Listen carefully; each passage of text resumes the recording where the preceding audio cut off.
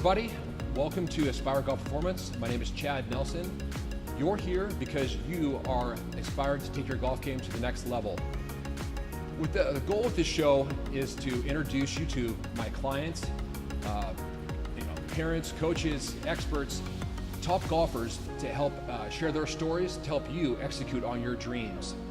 Today, my guest is one of my clients. He's always up for a challenge and one heck of an athlete, Mason Nan. He recently just finished his high school junior golf career at Chaparral High School in Scottsdale, Arizona. And this fall, he is off to take his game to the next level at Lipscomb University in Nashville, Tennessee. So let's get this thing rolling.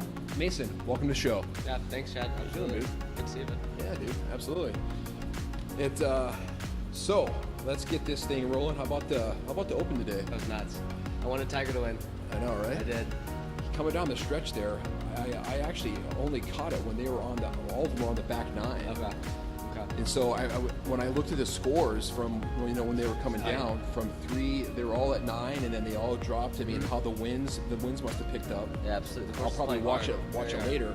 For those of you at home, the Open just finished, this morning, and it was a wild ride, as you know. If you definitely probably watch it, so it's kind of neat to talk about it. Yeah. I mean, it's one of those. Yeah, I finally tied you up for this interview. Yeah. You've had a pretty busy summer. Absolutely. So maybe let the viewers kind of know like what you were doing all summer long, with your scheduling and tournaments and all that stuff. Yeah. So I started off the summer, kind of played locally in Arizona for a couple, one qualifier, and then a couple amateur events, just getting ready for kind of going to the next stage in college golf. And then I went to the East Coast for about 3 or 4 weeks, just to play some golf out there and kind of expose myself to the different grass and competition that I'm going to have kind of going farther east.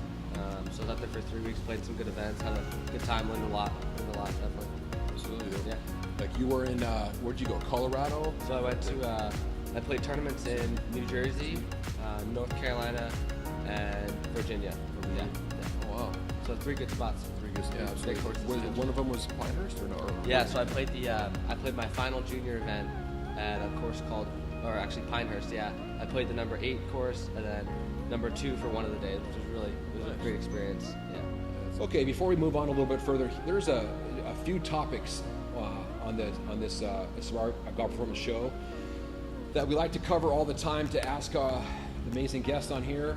Is all about philosophy, the things that you're not going to learn in school, mindset, how big a topic is mindset, nutrition, and even going into golf fitness and how popular it's getting to keep golfers in the game even more. So we'll go through these stages and then ask them some other questions, some other random questions as we go. So you're the youngest of 4. Yep. You're the baby. So he has 2 older sisters, and a bro, Connor. That I worked with a little bit before he went to college as well. It's pretty cool. Did you feel growing up that it was the survival of the fittest? I think at times, yeah. I think it was definitely a competitive environment. We all obviously cared for each other very much, and we get along really well. But we all wanted to beat each other. Very much so. Absolutely, right? Oh, yeah. From some of you already know too. I have 2 younger brothers. Yeah. And so it's like, you learn from everyone's mistakes. Oh, absolutely. And all the little things that they teach you. Your parents go through all the, all the mistakes of all your other siblings, and then they, you come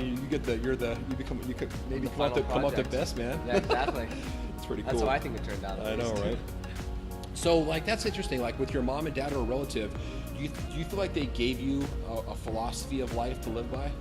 I think that, I think my parents probably gave me some values and just things that are important to me. And then I think as far as just philosophy, my grandpa, he always told me that success is a choice, and he was very successful in his business, and that always kind of stuck with me. It's just I have a choice to succeed at something. It's not just, if it happens, it happens. I can actually make it happen. I can put in the work, and results will follow that. Absolutely. For those of you at home, having a philosophy of life, or a system is a system of ideas, beliefs, or principles that can help guide your life. You know, that's something that we don't really teach in school. You know, you're going to learn it from someone else most of the time, you know, to where, you know, you're going to, I mean, like, for example, Mason comes in to see me, he gets up early, you know, like it's a huge quality to have in life, you know, to get up early, get some things done, and to be disciplined, right? Yeah. To be disciplined on a few things. I mean, there's more, you know, as we just keep getting older, you develop your philosophy of life even more about what, you know, where you're going down and everything. But what amazes me too is that all four of, you know, your brothers, all four of you were homeschooled. Absolutely. You were all homeschooled, and your sister did one. She tried high school for a little while. She did for like a semester. Yeah. Compared to other kids, that you had an advantage, or was it, you know, a different way of life, you know, compared to, I mean, because imagine, you know, because you didn't have to do the whole school thing. I mean, you had more freedom in a way. It was definitely different, and my experience was much stranger and completely foreign to a lot of kids if they went through it. But I think that, kind of going back to what you said earlier about discipline, I really had to, you know, I was given a list of what I had to do in a semester, and I had to split it up myself, and I really had to commit to doing things when they needed to be done in order to go to, you know, practice golf or go have fun or anything like that. So it really required a lot of discipline to get through any schoolwork at all. I know, it's tough, because that's all you want to do is, you know, be able to go. Oh yeah, you just want to go have fun. Yeah, absolutely. Yeah. Do you think other kids were jealous of you? Some kids, yeah. Some kids would not like the idea. Some kids did like the idea because I was able to maybe get up to the golf course earlier than them and have the ability to put more time in on the golf course. But I think it's kind of split 50-50 as far as people who would want to do that or would not want to do that. Yeah, it's interesting. It's interesting if I would have, you know, had the ability to do homeschooling, and what you would have learned, what I would have learned, and how I would have came out, you know, because it's, you know, always, you know, it's all about grades, you know, the report card, all that type of stuff. It's interesting. But yeah, like, another good question. Who got you started in golf? So my dad played golf starting in his 30s, and then we used to live in Maryland, and he would take my brother out to golf a little bit. My brother started to get really into it and really enjoy it, and would go out there once a week maybe. And then I would just wanted to chat with my brother, so then I would just follow him, and we would just hang out on the golf course, and that's how it really started. And then playing with him and kind of learning the game more, I really started to fall in love with it. Yeah. Still am. Yeah, absolutely.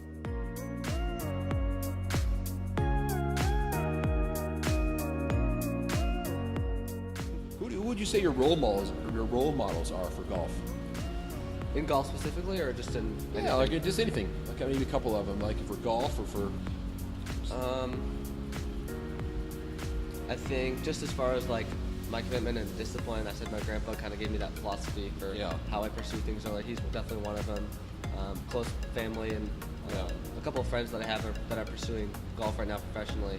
I look up to them a lot because I see the time and effort that they're putting into it, and know that that's what it takes, and that's really what I look forward to doing. Absolutely. What about golf? Who's one of your role models? Who do you like? Whose game, or do you try to model your game after someone? I don't know if there's one person that I really like model my game after. I really enjoy watching multiple players. Jason Day is my favorite player. Tiger's obviously fun to watch. Absolutely. A couple of these young guys are really some sticks, and it's cool because they're closer to my age. So it's, I mean, some of them are only 6 years older than me, and they're just played in the Open Championship. It's amazing. It's pretty fantastic. I got a TaylorMade driver, M3, and I actually have a Titleist 3-wood. Then I have a 3-iron that's like a driving iron from TaylorMade, the 790, V790. And then I go 4-iron through 9-iron of Titleist AP2s. Then I have Vokey wedges that are 46 degree, 52, 56, and 61. And then my putter is a Scotty Cameron. Oh, Scotty Cameron. Which one? You know? Newport 1, I think. Yeah. I'm not sure. Well, Scotty Camerons. Yeah. It's good. Yeah. Nice. There you go. Those kids at home.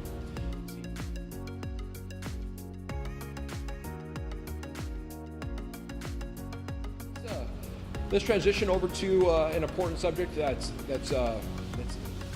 you know, that really frustrates everyone is the mind. You know, understanding how the old noggin works, the mindset, like who are some of the, like your, like with your golf coach or your mental coach, you worked with a few people, right? Yeah, definitely. So I had a mental psychiatrist, or not psychologist, what's it called? It's, Psychologist. psychologist. I had a mental/psychologist that I saw for maybe a year, and I learned a lot of things from her. Ultimately, she kind of was end up saying the same things and wasn't really connecting with where I was. But then my coach now, Stephen Bostosh, obviously he works on my swing and we do some things. Yeah. But the biggest thing we talk about is mentality and obviously just game management. Game management is simple. It's just what shot to hit at every single time, and then the mentality is really obviously the biggest thing because everybody can hit the shots. When you get to a level where even playing in college, every player can stand up on a range and hit a high draw, but can you do it? It's 18th hole at the Open Championship when you're leading by one. And that mentality is really hard to get to, but you can get there. One of the things I like to stress, to my clients is when you're, it's how important is it to work on your body, number one, but then how many golfers do you know that also work on their mind or their mindset? I think that people always they'll say golf is 90% mental, the other 10% is mental, but I think really like in what they work on and what they practice, it really doesn't show. They'll go to the golf course and just hit golf balls for 2 hours, and they'll go practice chipping and putting, and maybe go play holes, and then they'll go work out in the gym, but there's never really a time where they're developing and really creating a better mindset for when they go out and play. So it takes work. You really got to work at it because it's a muscle that you can get better at. Absolutely. What's one technique that you think that where you can really focus and tune everything out that you've learned? So I'm a visual person, so that's something that Steven actually just told me in the past couple of days. It's just when you're over a shot and when you're focusing on the one thing that will produce a good shot, you can't let obviously like where the golf ball's going to go come into your head. And so what he told me was to just fill your mind completely, overcommit to overdoing your your feel or whatever it is. So for me, it's like if I imagine that my head is like empty, if I have like the idea or feel, I just stuff it in my brain and like try to make my head explode with it. That way, nothing else can come in, and it's just blocked off to any negative thoughts or result-oriented shots, and it's all just what am I doing now? I want to produce a good shot. Absolutely.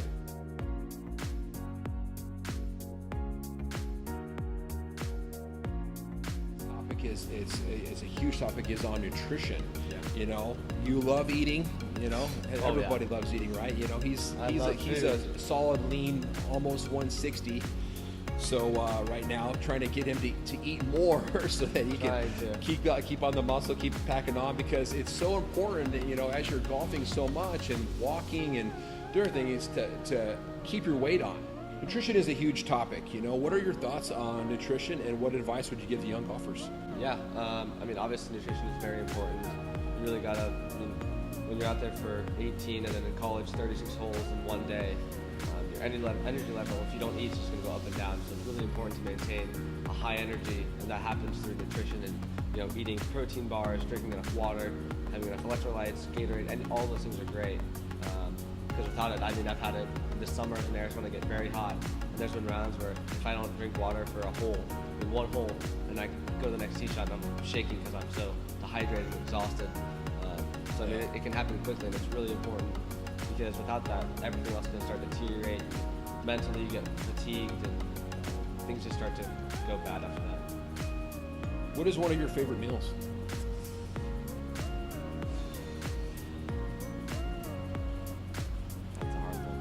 You shouldn't really answer that. I like all food. I think seafood's probably my favorite. Yeah. So a good blue crabs are my favorite. Really?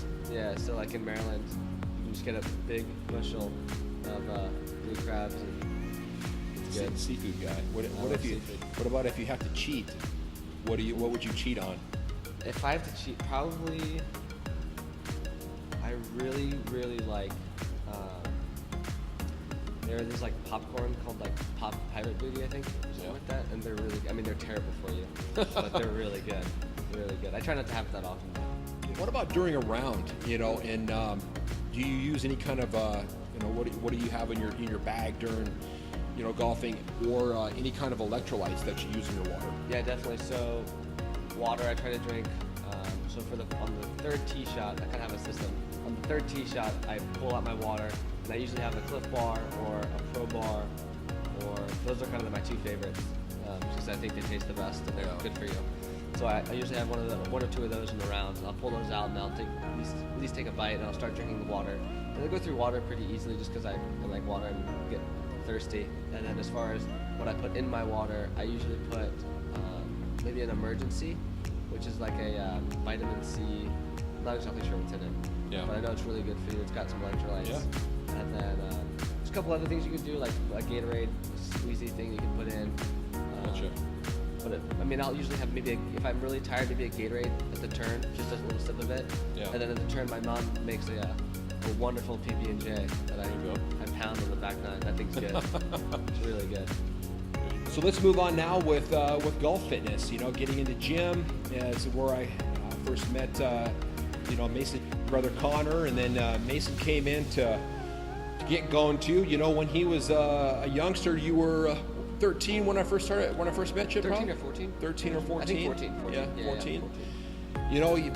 In the early beginning, he wasn't as serious. Didn't really take it. He was trying to, of course, competing with Connor a lot, being younger and everything. And there's a 4 year difference in ages. So a lot like my younger brother and I. So it's easy to relate to that. It was pretty cool, just to seeing him grow over the years. Now. And with golf fitness, and so you have a little story here with that. Mm-hmm. With you had a little setback when you were 14, 15 years old. So let them know about that. So let's see. I was 14. It was the summer before my freshman year in high school, and I played a lot that summer. Was playing really well, and then I started to have some pain in my back. Just kind of would get really sore, and it slowly progressively got worse over the summer. To a point where I remember playing a tournament in California, and I would, like, through the first 6 holes, it was like in so much pain that I told my dad that I wanted to withdraw, and he said okay. But then I hit a really good tee shot on 7, and I thought to myself, why would I withdraw? I'm playing well. So I finished out the tournament. I played very well, and then a week after that, or a couple days after that, I drove back home, and I had my high school tryouts that weekend. It was just 9 holes, so it wasn't too stressful in the back. I didn't really practice it all that much because it was just some kind of pain and discomfort. And so played well in that again, and then I went and saw a doctor maybe a couple days after that because my mom just wanted to get it checked out, make sure nothing's wrong. And it turned out something was wrong. And I don't know exactly what was wrong, but I had it's called a pars defect, and they were worried about some slipping with the discs. So because of that, I definitely took some time off. The consensus was 3 to 4 months, no golf. And then after that, I had to do PT for a month or 2 months. And then I had to just kick up my training and get really strong in every area that supports my back, because that was the reason that it got hurt in the first place. It just got so weak everywhere that it was putting so much strain on the actual spine itself. Right. So that was when I actually first started seeing you, like, consistently. It was right after I got out of PT. I would start seeing you 3 times a week, something like that. Yeah. That was when I 2 or 3, started really getting into it. Yeah, just depending on his schedule, it was 2 or 3 times a week, because you were, when you're a young golfer, you have that ability to grow fast. Yeah. So he was, growing like a weed, and when you have,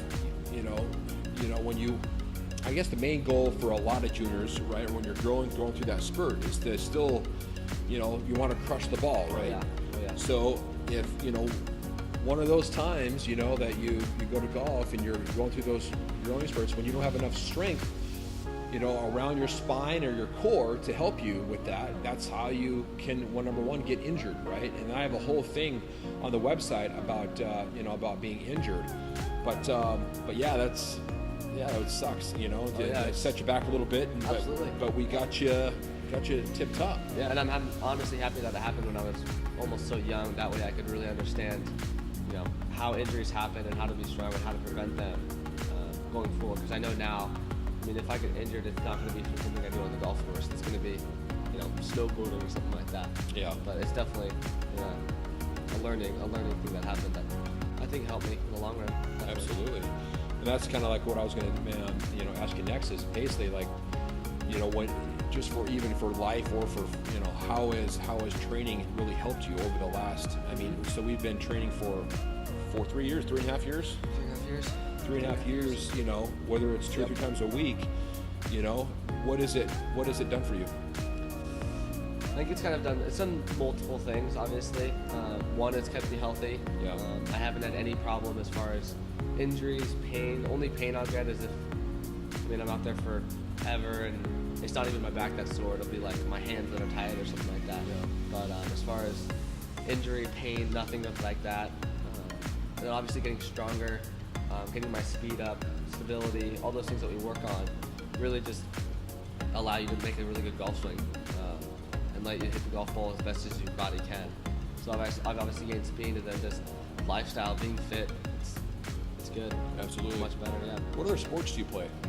I used to play a lot of basketball. So basketball was actually my number one sport up until my freshman year. Actually, when I got injured, that's when I decided to quit, just because I wanted to focus on golf. But he really has a really good athletic background, and that's huge for golf. So you don't really want to just specialize in golf. When you're an athlete, you want to get involved as much as you can.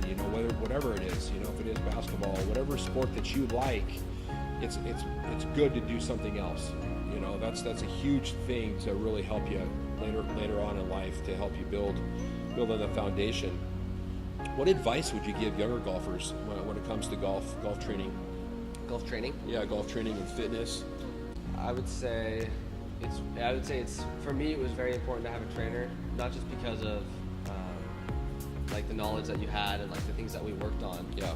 But it was just the accountability, and then just having you as a resource. Because I remember coming in here a certain time in the first 10 minutes, I would tell you that something was a little bit sore, and we would just talk about those different muscle groups and why that was sore and things you could do to kind of counteract that. And I remember almost all of that. I know that's going to help me going into college. If you get off a plane, you're going to be, your hamstrings are going to tend to be sore, your hips are going to be a little bit tight. So all of that stuff has just really benefited me, and it's really important to have, especially if you want to kind of take your game to the next level and improve and be one of the best. What do you think a golfer should start training? I don't know if there's a specific age. Yeah. I think that I don't think you shouldn't. If you're 10 years old, you shouldn't be going in here doing squats and deadlifts and all that. That doesn't help at all. But I think there is a place that you get to as far as mentally, where you say, I really want to commit to this, and I think that's a good place when you know you're in your heart that you want to be the best you can be at that. That's when you really need to take it to the next level, and training is part of that. Because when I first came in here, I think I was pretty young with my brother, and I wouldn't do anything strenuous, but I would do abs, core, all that sort of stuff, because it's so important to build that early. If you're at most a freshman in high school, no later than that, because then your body can build bad habits. You kind of you can start to build a swing that can almost like hurt your body, but not as far as injury, as far as you have to be a certain way to swing this way. Otherwise, if your body was actually in a good place, it would never go to that point. Right? So that's really important.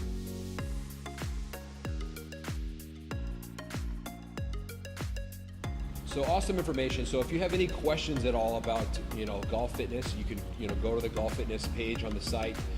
Send me a question, and we'll do my best to get it answered, or someone else to answer it for you.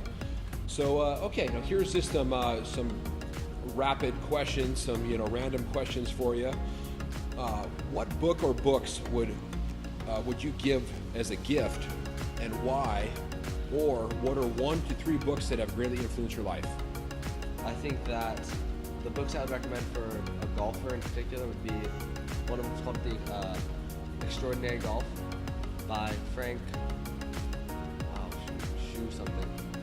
Kind of just the idea of golf and how to love it, and like what it's about. For me, it just really made me fall in love with the game that much more and enjoy it. Because I think when I read it, I was kind of in a place where I wasn't enjoying it. I wasn't really playing well, and so all of that obviously adds up to kind of not a great position. And so reading that kind of cleared my head as far as why am I playing this game. who am I playing it for, and what do I love about it. And then another book that's just like a life book would be called Man's Search for Meaning by Viktor E. Frankl. Really good read, really good book. Read it just a couple months ago, one of my favorite books of all time.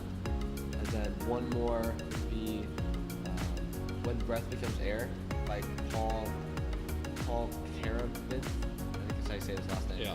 Yeah, but those two are kind of heavier. Nice. But they're both really good. They're extraordinary golf one's a great read as well. We all like to hear about success. We always want to succeed. But I would say a lot of the young golfers, or whether you're in college or wherever, even on the PGA Tour, you're going to learn a lot from failure. Mm-hmm. You're right, going through failures. So what is one failure or your favorite failure moment to share with somebody to show them that you're actually human? Yeah, I think one of the biggest things was obviously being injured. Even though it's not like I failed at like a specific moment, it was kind of a letdown because at that time I was playing really well, and coming back from that, I really struggled. And that was difficult because that was right when I started talking to coaches. So I went out for like 4 or 5 visits to different schools all across the country. And then that summer they watched me, and I really struggled that summer. And obviously that sucked, and like I didn't want that. But going through that, not only made me a better golfer, but made me like really realize, what I have to do, and preparation, and just how to kind of get back to where I want to be, and how to get to the position where I want to be in golf, and not just golf, but in life too, because you're always going to fail and stuff. What advice would you give to young juniors just starting out, maybe whether they're in 7th grade, 8th grade, or even freshmen in high school? I think the biggest piece of advice I would give is just to enjoy it. Don't play it unless you really love it, and understand like where you are with golf, right? If you're playing it because your parents want you to play it, or because you just want a college scholarship, those are none of the right reasons. You really gotta love the game for the game, and just for yourself and for no one else. And I think that'll just, if you understand that, and if you really do love it, that'll be all you need. So if you had to do something different, over the last 5 years, what would you change? I think I would probably start understanding how mental golf is at a younger age, because I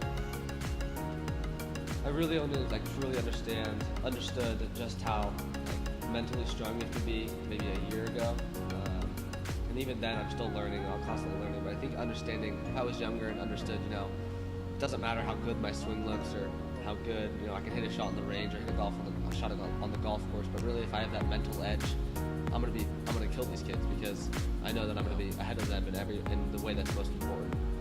Because it really is a mental game. It really is. Any other words of wisdom before we go? You think that you want to go Bison? Go Bisons. That's right. Yeah, I think we covered a lot of good stuff. Yeah, absolutely. Alrighty, brah. Dylan, thanks for your time today. Absolutely. Yeah, keep saying tip talk, man. Yeah, man. Tip talk it is. Till next time. That's right. Thanks for watching, and stay strong and stay positive.